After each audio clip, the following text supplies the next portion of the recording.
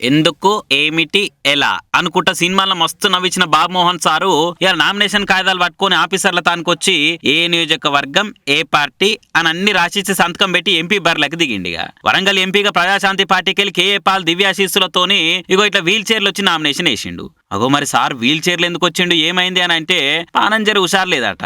మీదికెళ్ళి gate దాకానే కార్లో రావాలి, లోపలికి నడుచుకుంటూనే పోవాలని నాడు ఆఫీసర్లు చెప్పే వరకలా ఇక చేసేది లేక ఇగో ఇట్లా వీల్ చైర్లో పోయిందట.